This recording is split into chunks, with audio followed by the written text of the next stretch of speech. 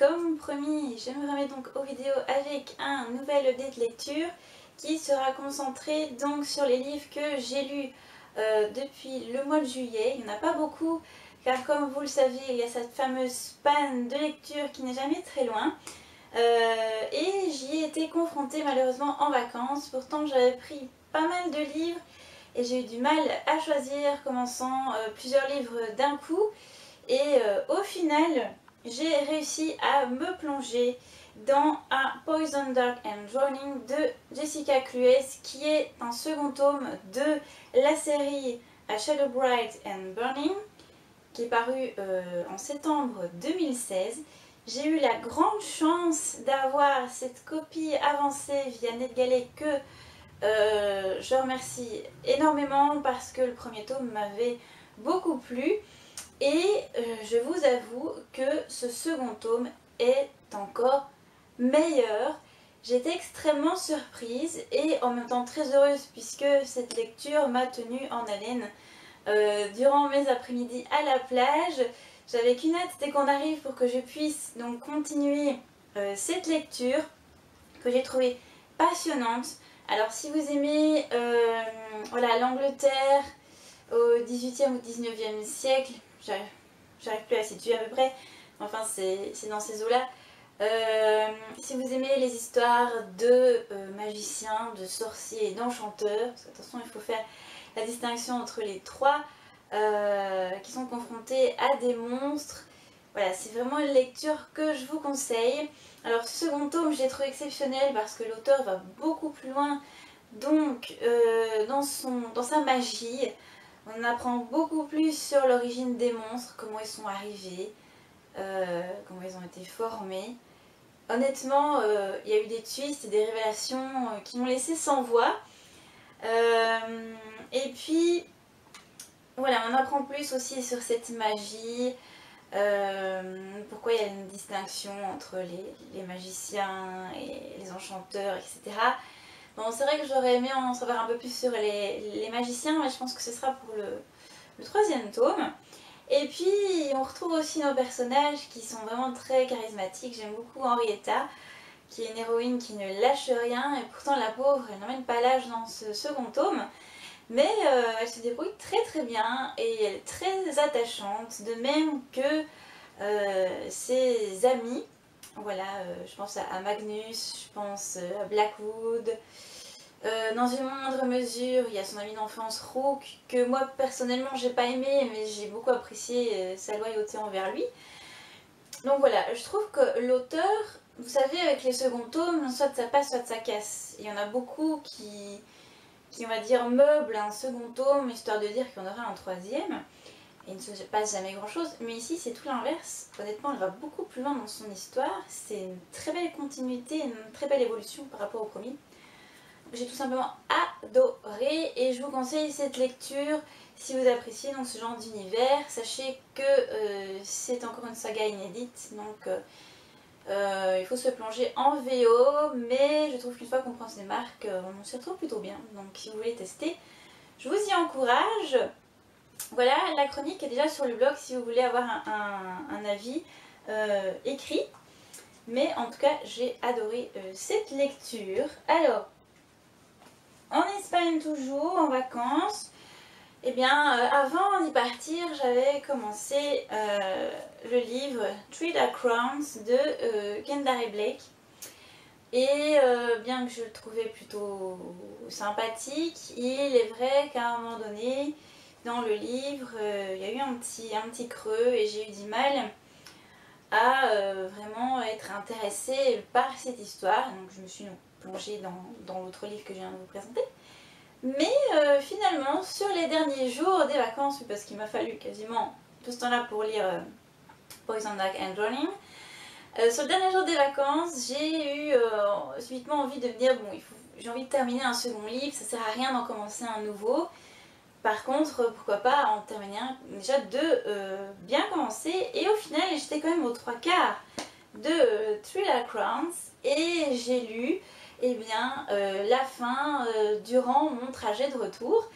Et honnêtement, j'ai pas vu passer mon trajet de retour parce que je me suis très bien plongée dans cette histoire qui au final est une grande surprise. Alors j'ai pas encore écrit la chronique parce que je ne sais pas comment écrire cette chronique, mais j'ai beaucoup aimé l'histoire donc de triplés qui sont en fait des reines. Alors bien qu'on les considère déjà comme des reines, à la fin il n'y en aura plus qu'une. Et là, eh bien, on apprend à travers les chapitres à connaître ces reines. Donc il y a Arsinoé, il y a Katharine et Mirabella. Chacune a une spécialité. Donc Mirabella arrive à contrôler les éléments. Arsinoé est censé avoir un pouvoir spirituel sous la forme d'un petit compagnon, voilà, qui peut se manifester sous la forme d'un chat ou d'un oiseau ou même d'un ours, etc. Et Katharine, elle, fait partie de... enfin, peut gérer donc le poison. Voilà, donc chacune doit se préparer pour pouvoir, eh bien, justement, maîtriser cette habilité et la montrer à tout le monde lors d'une grande cérémonie et montrer ainsi leur force. Mais tout ne se passe pas comme prévu et loin de là même, on se rend compte en fait qu'on ne connaît pas vraiment ces trois reines et leur fameux pouvoir, qu'on les a mises dans des cases qui sont peut-être pas forcément celles qu'on pense.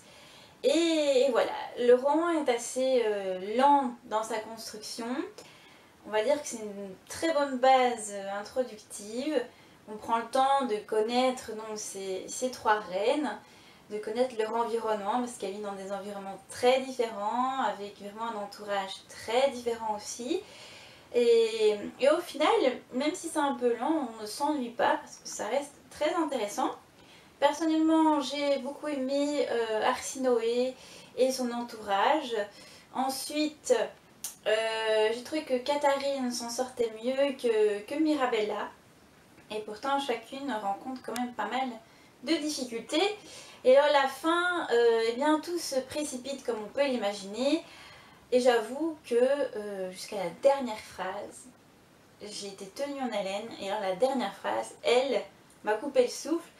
Parce que je ne l'avais pas vu venir. Une révélation énorme que je n'avais pas vu venir. Là, je me suis dit, c'est bon, il faut que je lise le second tome, qui donc sort ici au mois de septembre.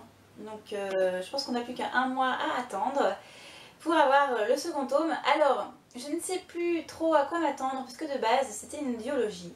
Donc, toute cette histoire devait se clôturer dans le prochain tome. Mais de ce que j'ai lu, il y en aura encore 2 autres supplémentaires.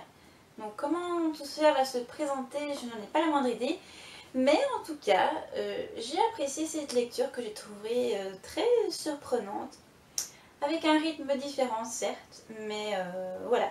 Si vous aimez aussi un peu tous ces univers fantasy, et puis donc ici, voilà, de rivalité, etc. C'est un livre que je conseillerais et qui est aussi inédit par chez nous pour le moment. La VO est tout à fait accessible en tout cas. Je vous en reparle sur le blog très prochainement à travers une chronique qui tarde à arriver. Ensuite, depuis mon retour, là encore, il a fallu que je choisisse quel titre j'allais découvrir. Et c'est finalement Flamecaster de Cinda Williams-Shima qui a gagné. C'est un livre que je voulais prendre aussi en vacances, mais bon, au final, il a bien fallu faire des choix. Et je me suis plongée avec délice dans ce roman dès mon retour, et je ne l'ai plus lâché. Que vous dire? C'est une auteure que vous connaissez probablement pour sa série. Alors en français, je suppose que ça doit être Les 7 Royaumes. Voilà, que beaucoup adorent. Je savais que je devais la lire, mais j'ai eu la chance de recevoir le spin-off à mon anniversaire. Donc oui, je précise que donc, cette nouvelle série, alors si j'ai bien lu, normalement il y aura 4 tomes au complet. Donc cette série est un spin-off, ça se passe bien des années après Les 7 Royaumes.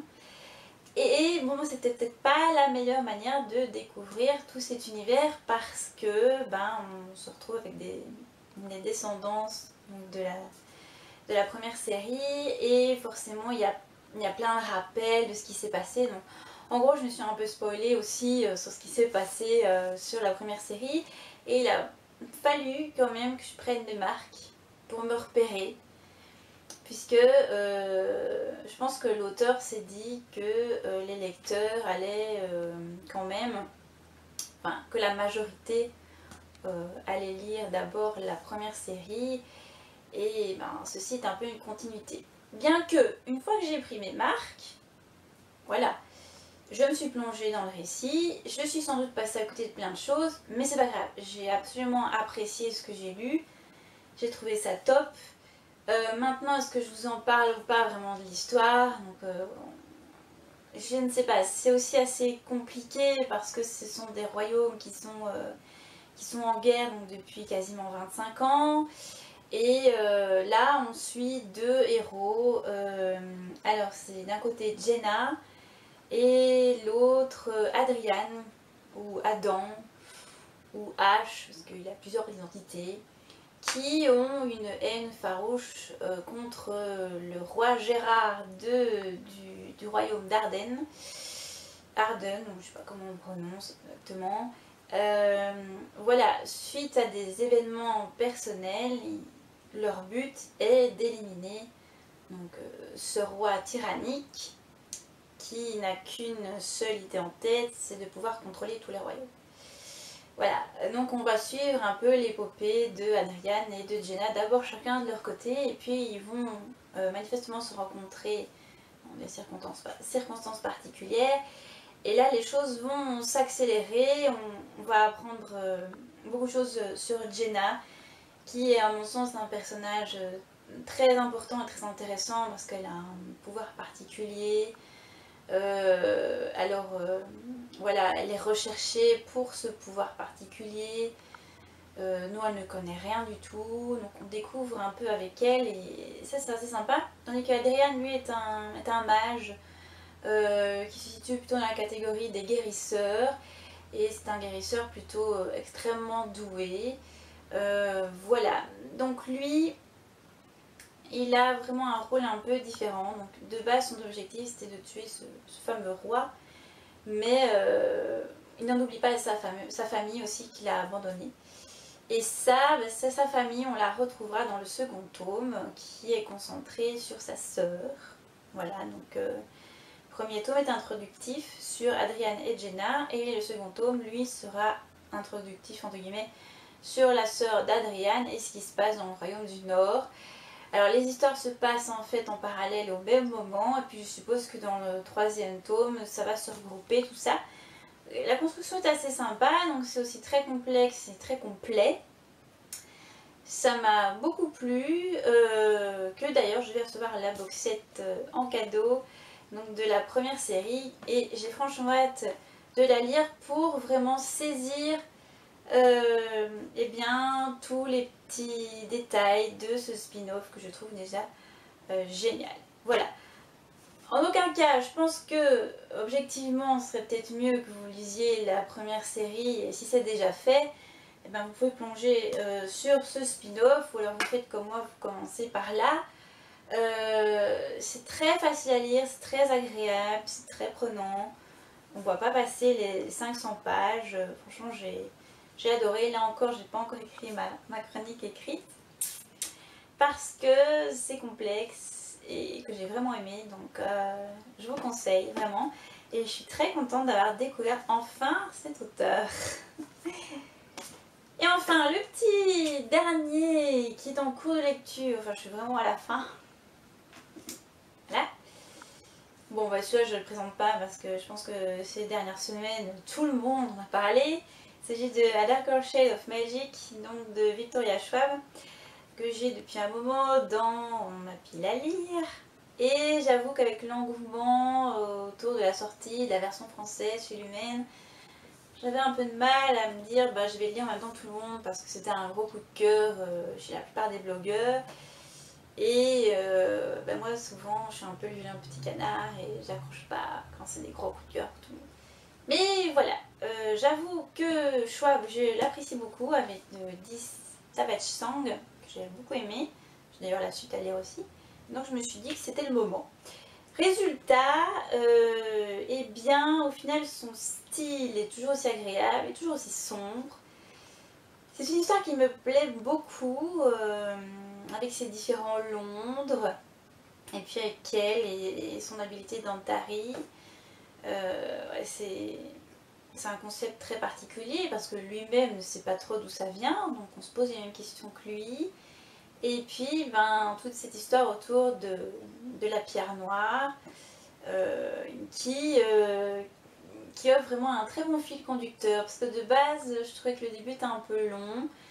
Et je voyais pas trop comment Schwab allait nous présenter son histoire. Quelle allait être cette histoire. Et aussi comment elle allait faire en sorte que Lila et qu'elle se rencontrent et dans quel contexte, etc.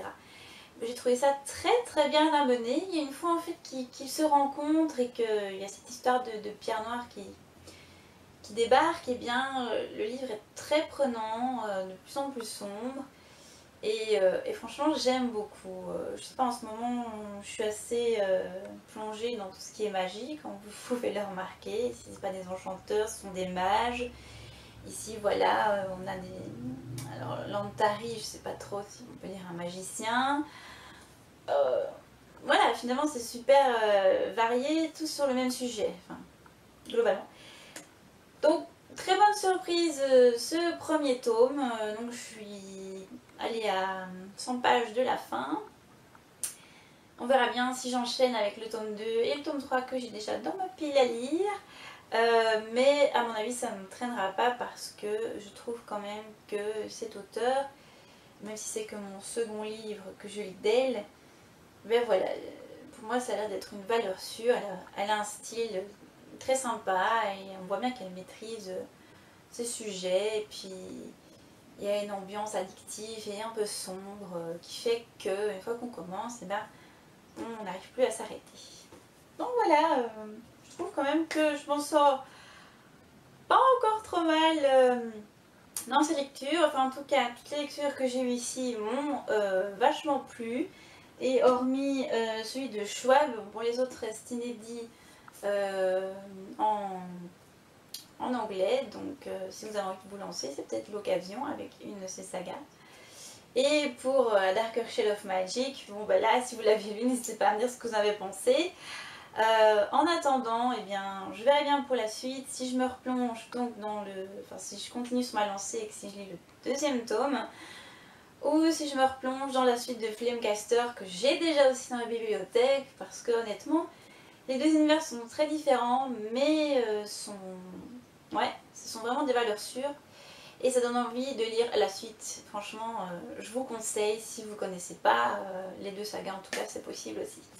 Voilà pour cette update, j'espère que ça vous a plu, que j'ai pas trop parlé non plus. N'hésitez pas à me dire ce que vous en avez pensé, ce que vous pensez de ces livres. En attendant un prochain update, eh bien, je vous dis à très très vite.